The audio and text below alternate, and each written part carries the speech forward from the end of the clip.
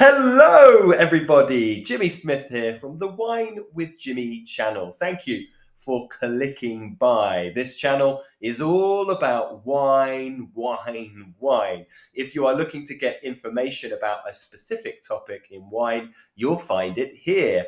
And if you are studying the world of wine, then my presentations follow the syllabus of many different qualifications, like this one, which follows the WSET level for Diploma.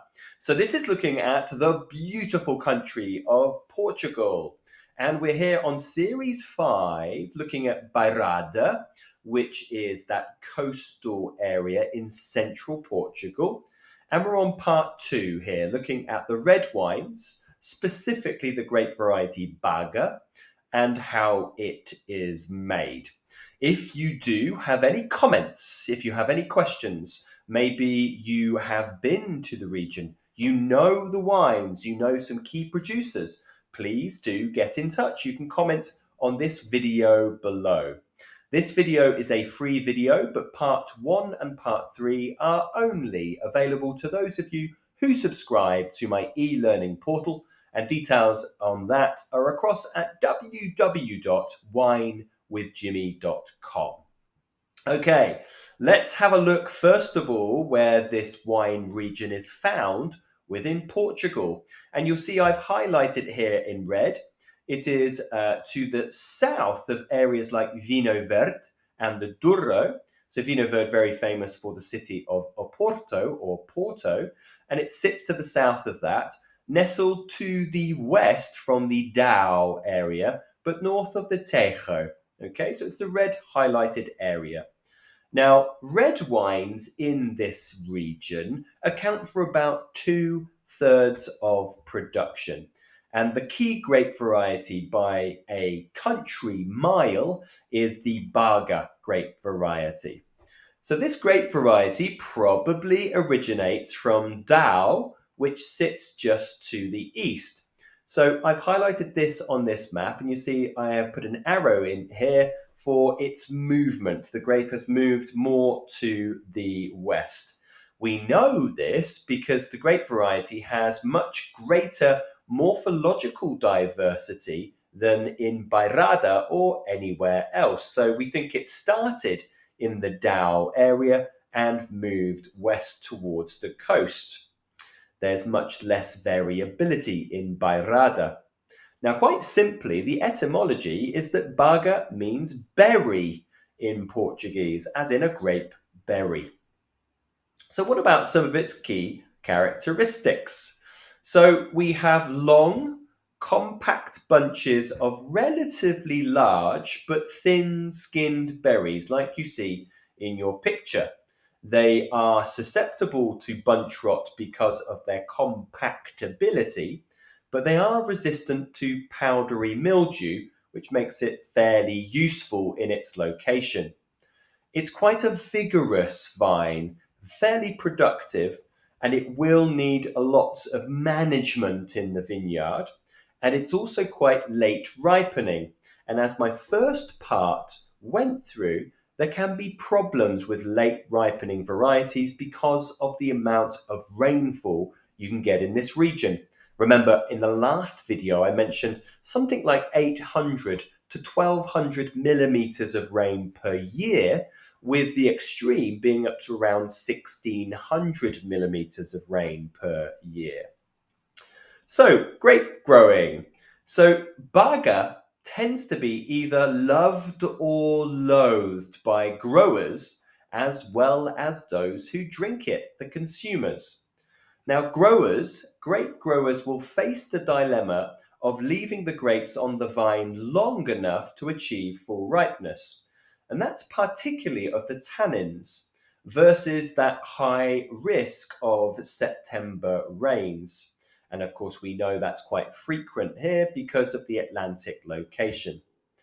So therefore, Baga can make the best of wines and the worst of wines. Generally, the best will get up to around 13% alcohol. And the warmest sites are what produce these, often with south-facing aspects and protected from cold, north winds, by forests and woodlands, eucalyptus trees and pine forests. Now, Baga is also thought to ripen best on the limestone clay soils. And I'm going to talk about that a little bit more on this next slide. Let's go across to it. Here you go. So, why? Well, the limestone and clay soils provide an optimum balance of water retention, but also drainage. So, of course, the water retention comes from the clay element, and the drainage comes from the limestone element. And this means that there is balance in the soil. The vine has enough water to continue ripening throughout the growing season, as photosynthesis can't stop it in drought conditions, and also to balance the vigor of the vine. Now, these are generally quite light coloured soils, especially in places like Cantagnege, whose vineyards are strewn with these limestone pebbles and rocks. These will give some good light reflection back to the vines, which will also aid the ripening process. So the worst expressions of wines, I'm sorry to be, this is kind of where you say, I'm the bringer of good news and bad news. What do you want first? We've gone through the good news. Now it is the bad news. I often start with the bad news, in fact, but hey ho. So the worst wines are thin, pale, green, and astringent, especially if the wines have traditionally been fermented on the stalks, as used to be the norm. So, throughout much of the 20th century, the grape variety Baga was grown at high yields and sold to cooperatives. The wines lacked fruit concentration and were unfortunately unpleasant and astringent. But the grape is valued for its fresh acidity. So, a significant amount of Baga grown at high yields was sold and still is for the production of Mateus Rosé. If you don't know what I'm talking about, please do search for it on a search engine, Mateus, Mateus Rosé, but I've also discussed it on previous series. Now, in the last 30 years, private companies and individuals have made wine with a focus on quality, much towards the greater understanding of how to treat Baga in terms of grape growing, but also in the winery, has led to a small but emerging production of very good to outstanding quality wines. Green harvesting may also be carried out to enhance the ripening of the remaining bunches, so eliminating any sort of slower ripening grapes. And the fruit removed actually is sometimes used in sparkling wine production, which is actually very important to the region.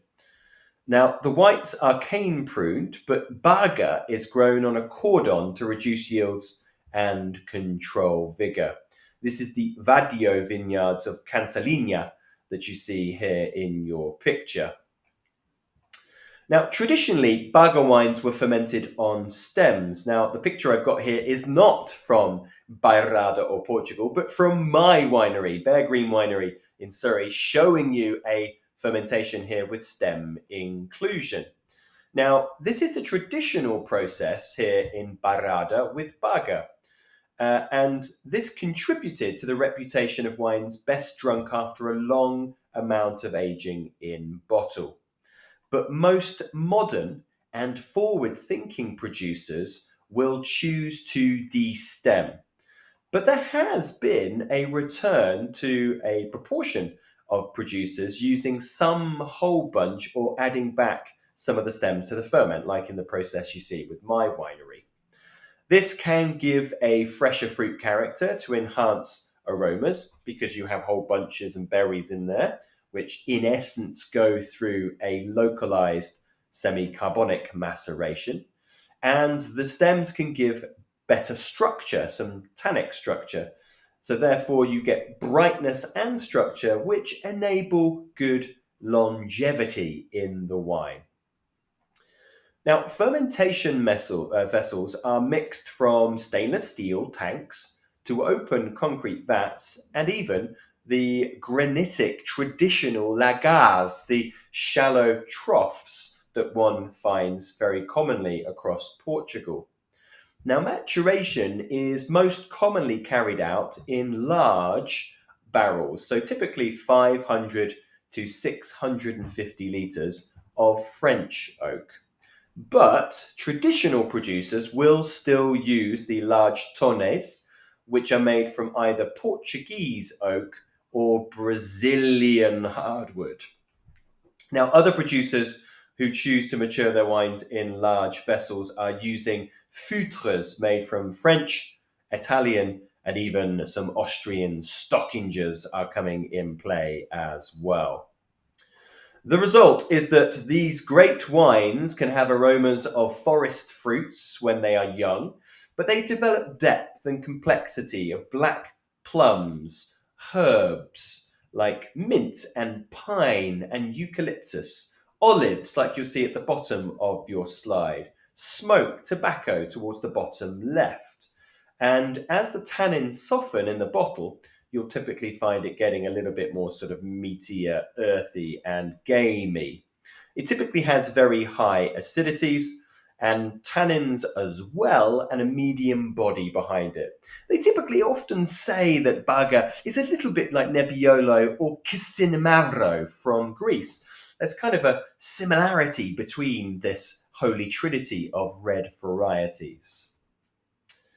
A little bit more on the regulations just of Bairrada DOC. So the DOC, if it is listed, it also permits a range of other Portuguese varieties, including Touriga Nacional, Alfociero, Jaen, and Camarate.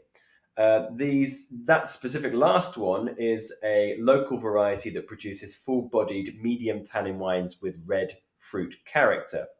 But also the DOC permits international varieties like Cabernet Sauvignon and Merlot, which we know are well suited to maritime climates and soils that drain efficiently like limestone. But those varieties are often used in a blend with Baga to soften the tannin profile of the wine and to bring more body. Wines that are labelled with Baga Classico must contain a minimum of 50% Baga and a minimum of 85% of any blend of Baga, Alfociero, Touriga Nacional, Jaen, and Camarate. Black grapes may also be used in the production of pink wines as well. Okay, well, that brings me to the conclusion of part 2. Please do join me for the final part in the series of Bairrada, looking at the white wines through the grape varieties and winemaking techniques. This is only available to those of you who subscribe to my e-learning platform. That's over at www.winewithjimmy.com, where you will find hundreds upon hundreds of exclusive video content. Plus, if you are studying, lots of extra resources like multiple choice questions, flashcards, and written questions to help you with your studies. If you do have any comments, please do comment on this video below. Perhaps you like this region, you like Portugal as a whole, or you are fond of the Baga grape variety. But otherwise, if you do find yourself in the United Kingdom on the rolling green hills of Old Blighty, please come and say hello for a class, a glass, or a bottle. I've been Jimmy Smith. Ciao for now. Goodbye.